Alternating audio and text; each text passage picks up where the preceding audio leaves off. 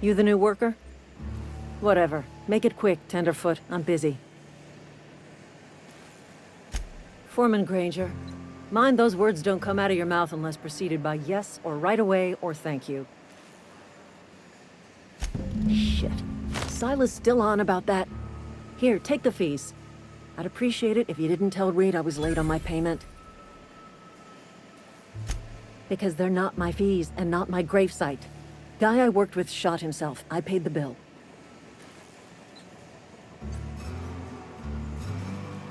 I could do without the sarcasm.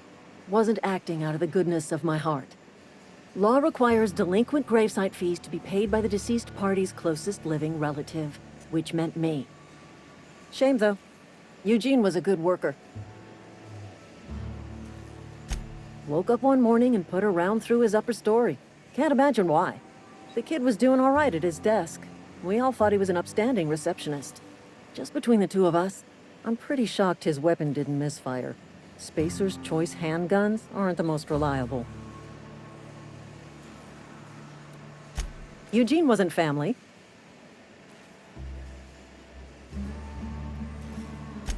Yeah, I was the closest living person relative to his body at time of death. I'm the one who found him, you see, so I pay the fines. Suicide's a crime. The legal term is irreparable damage to company property. What Eugene did to himself was vandalism.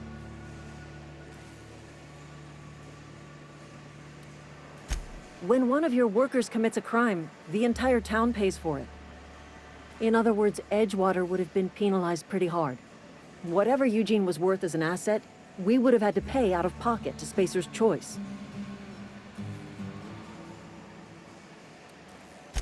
Look around. Edgewater ain't exactly swimming in luxury. We can't afford to pay the body price of a suicide. All I know is Silas asked me for Eugene's gravesite fees, which means he was approved for burial, which means his papers went through, which means the town's in the clear.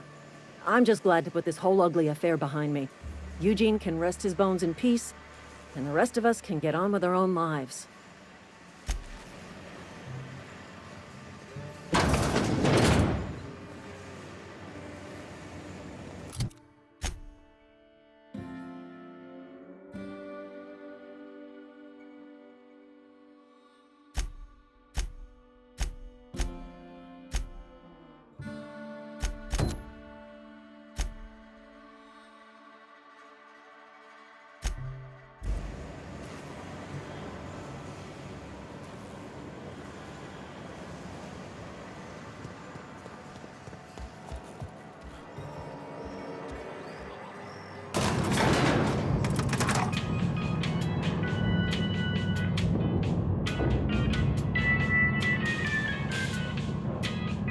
Miss Holcomb, I need you to explain this with the grease monkey, Argo.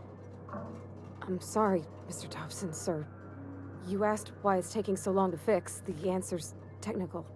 Don't apologize. Just try using small words for me. Seems we've got a guest. Really now, Parvati, I do wish you'd spoken up. I do apologize. I was given no forewarning of your arrival, or I might have welcomed you at the gates myself. I'm Reed Thompson, Outpost Administrator. I cannot help but notice you are not in uniform.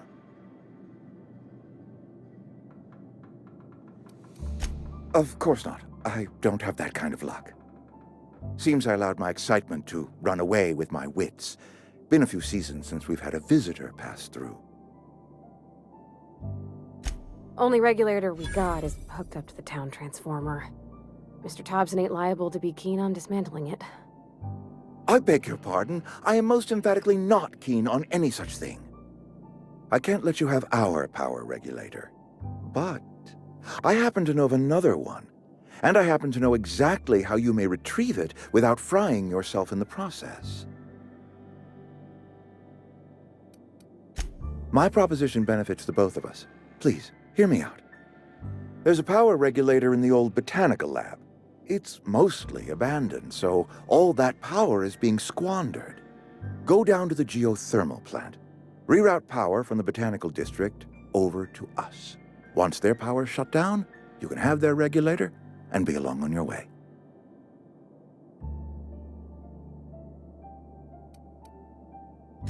The geothermal plant was built by our owners, Spacer's Choice. Lit up the whole Vale once upon a time. Most of the Vale is now abandoned. All that power is going to waste. I was not entirely sure how to tell you this. The botanical labs are not legally inhabited, but there are people who live there. The people living in the botanical labs, they're deserters, former workers. I need them back at their posts. I need them to come home. My hope is that by cutting off their power, you will convince those deserters to come back to town. Before you go to the plant, I want you to stop by the botanical lab. Speak to their leader, Adelaide. Tell her the power's about to go, and that it's time her band of deserters came back to town. My dad told me all about the plant. Taught me all he knew. I could come in useful. I mean, if that's all right with you, Mr. Thompson. Sir. I hesitate to part ways with Miss Holcomb, but I cannot deny that she is talented, and may prove useful to you. You will need an administrative passcode in order to enter the plant. I am trusting you with mine, and trusting Miss Holcomb to guide you if you'd like. Great! I got my wrenches and diagnosticators and hairpins and engine tape, so I'm all set. Well, I am glad to hear that. Best of luck to you, and thank you again for your help. It is a lot to ask of a stranger, I know.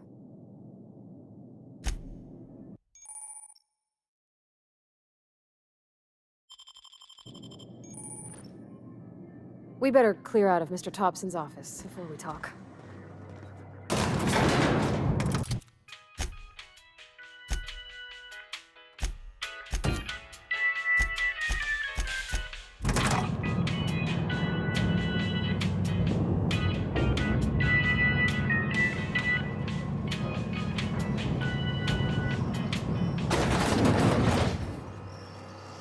We better clear out of Mr. Top. Hey, mister, can we talk? Sorry. Can we talk?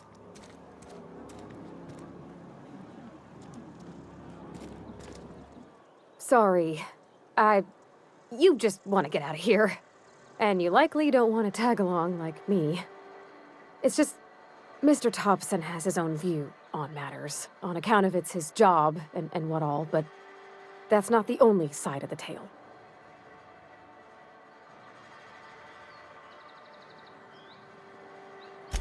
To Mr. Thompson, a person's a gear.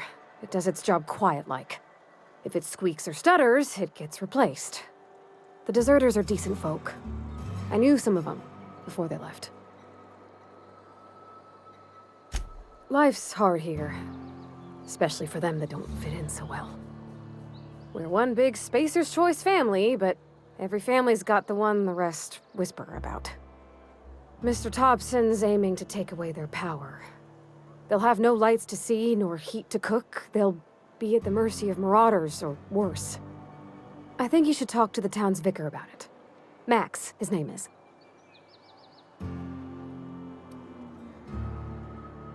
About if what Mr. Thompson proposes to do is upright. Leaving Miss McDevitt's folk to their fate. Their neighbors. Kin. And maybe he can think of something else to try. Something we ain't. He used to go walking outside town. Maybe he found something that'll help. It's just an idea. That's all. Thanks, mister. I just think when you gotta make a decision that'll hurt somebody, it's best to think on the right and wrong of it. That's what my dad used to say anyways.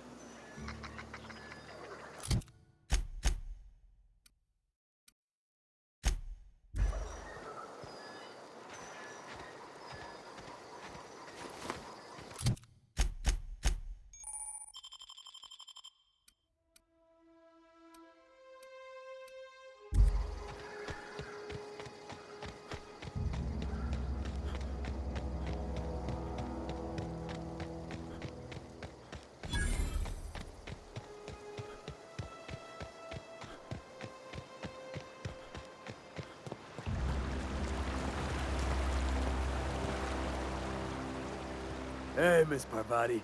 Come for a visit? Not today. Lovely to see you about, Miss Parvati. Things going all right, Silas? Been keeping him careful and true, miss. Best to ask her yourself. My dad's buried here. Silas watches over him when I can't leave the house. Oh. Well, thanks. Something I can do for you? You run into any trouble? Conrad's barbershop is a yawning pit that swallows his every bit. I keep telling him he should cut a few corners, skimp out on the disinfectant. You gotta put the squeeze on Conrad. Find some dirt on him. Maybe check his back room.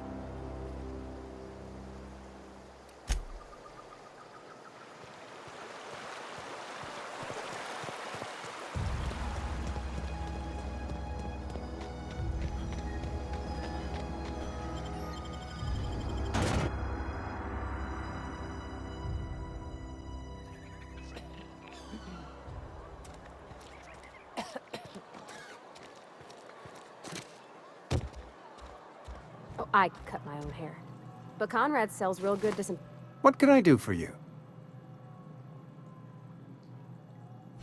Oh? Am I in the company of a fellow doctor?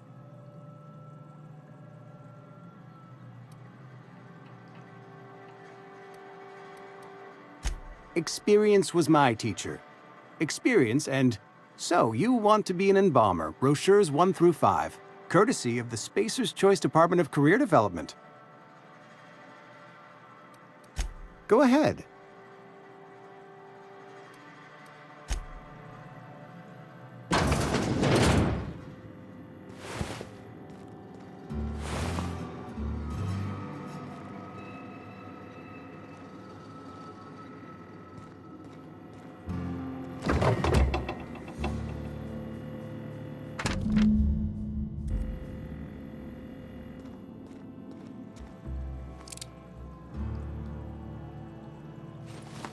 What can I do for you?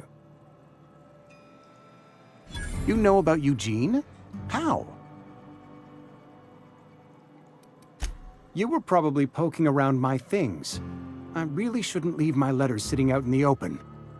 Eugene's golden teeth were a family heirloom, representing 3 generations of poor dental hygiene.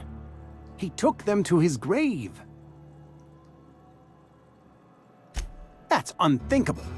Eugene's body and all rare earth minerals contained therein are solely the property of Spacer's Choice. I can't ask Silas to dig up a man's body and pry a few teeth loose from his jaw just to pay my bills. Can I? Are you asking rhetorically? Because if you're being serious... Ugh, gross. Desperate measures, Miss Holcomb. Desperate measures. I'm going to have to ask Silas to dig up those teeth. It's the only way I'm paying my gravesite fees. I'm sure that I have no other choice. Here you are. Gravesite papers affixed with my signature and an IOU. Eugene was not a suicide. He put a bullet in his brain, yes, but that's largely a technicality. I was the one who prepared Eugene's body for interment. I discovered symptoms of the plague on his corpse, and I discovered medicine in his pocket. Lots of medicine. Eugene overdosed on adrenatime, which is known to cause psychosis and paranoia as possible side effects. The paranoia drove him to take his own life. We can all thank our lucky stars that young Eugene was hopped up on medication and suffered its predictable side effect. I included it all in my official report. I'd like to think I saved Edgewater a great deal of money. We never could have paid the fines associated with a suicide.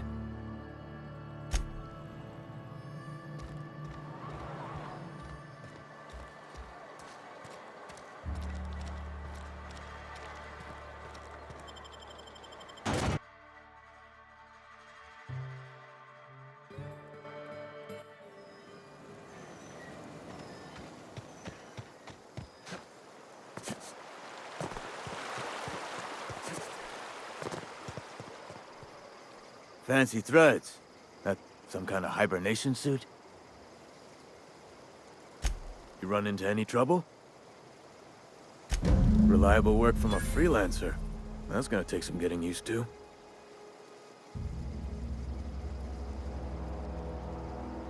And I'll buy you a drink sometime.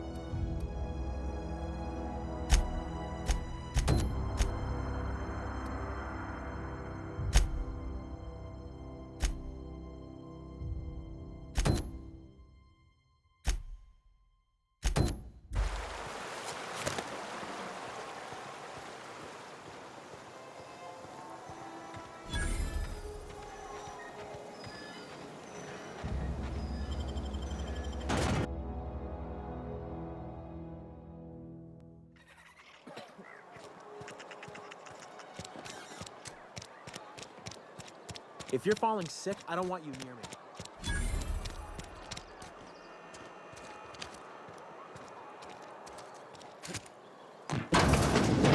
I'm not allowed in here. Not since the vending machine incident. Holcomb. Miss Holcomb ain't allowed in this establishment. Not since that little incident. Absolutely. I'll keep my hands in my pockets. I won't touch anything while we're in here, Mr. Moreau. I promise. Music to my ears.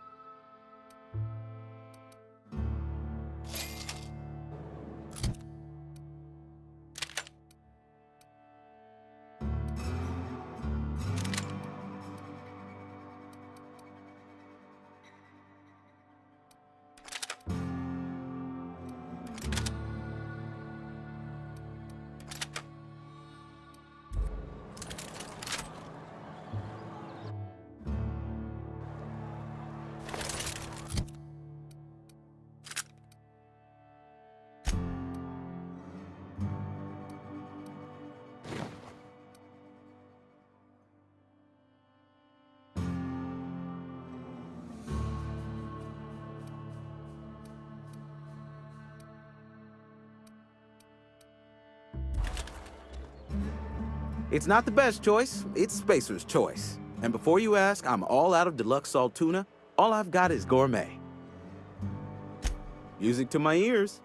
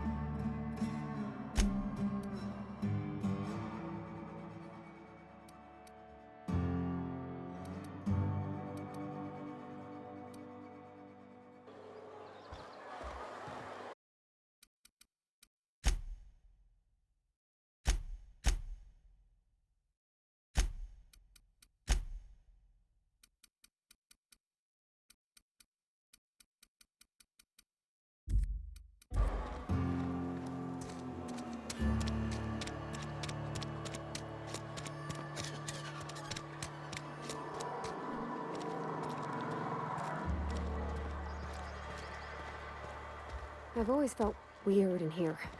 It's too clean.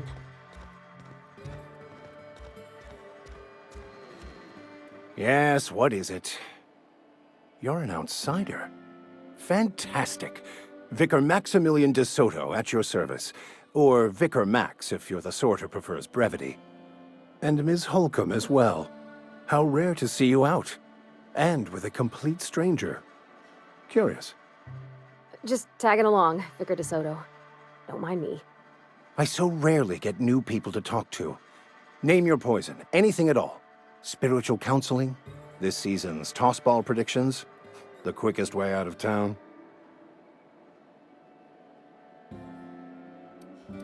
What? I thought you would talk to him. You wanted to speak to me, Ms. Holcomb? Every time I've tried to engage you in conversation, you look at the floor, answer in single words, and slink away. I can't imagine what would be so grave as to drive her to my mission.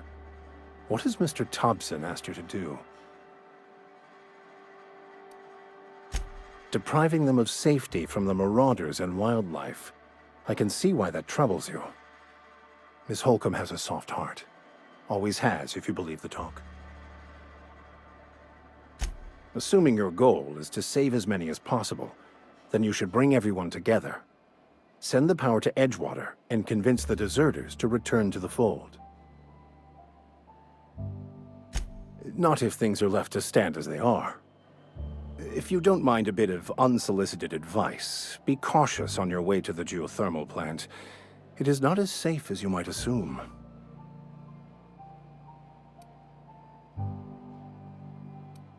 One of the reasons I transferred here was to fulfill my duty in hunting down banned heretical texts. I happen to know such a book is, as we speak, tainting a collector's library in Emerald Vale. However, the collector's residence lies outside the town's walls. My retrieval efforts have been thwarted by marauders who have overrun the property.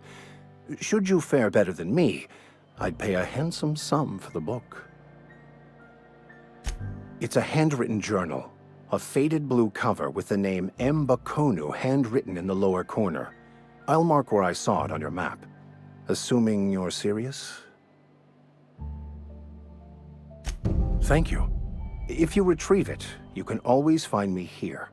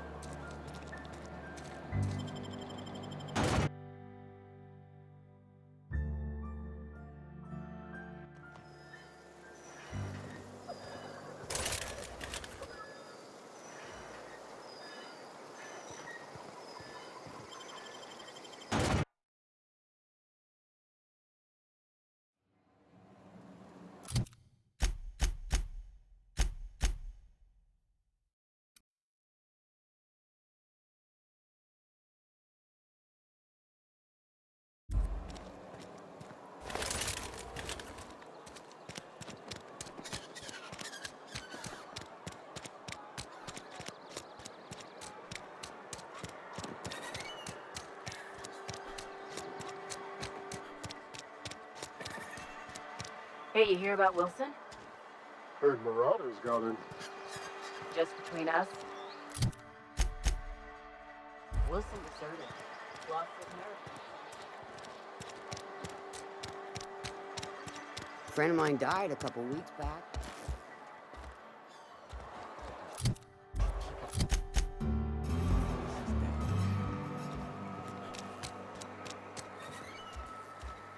You're not a big drinker, are you?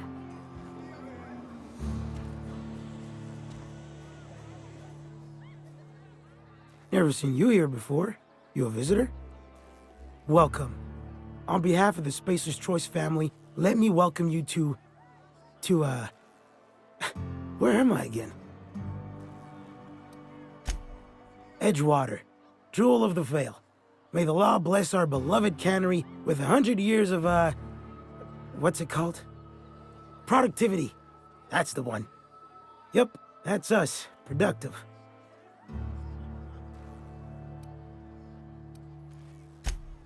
Oh, it's fine. I'm only on my 3rd bottle. I don't start heaving up my guts as long as I can count to 3. Company lets me imbibe as much zero-G brew as I can afford. Even gave me a discount on account of my injury. You jealous yet? Yep. Got my mitt stuck in a rotor wheel. Shredded my wrist up real good. Conrad went and sewed up my hand, but I couldn't do much about the pain. Boss was real generous to me, though. Got myself a 5% discount on zero-G brew. After the 2nd bottle, the only pain I feel is emotional. Hey, Conrad's a surgeon. Well, he's a barber. That's like surgery, but for your hair.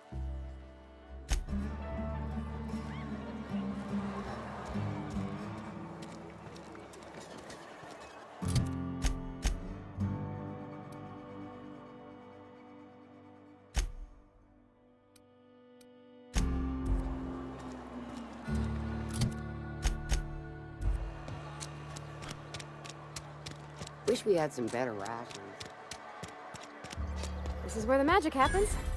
Well, science. But it still happens here.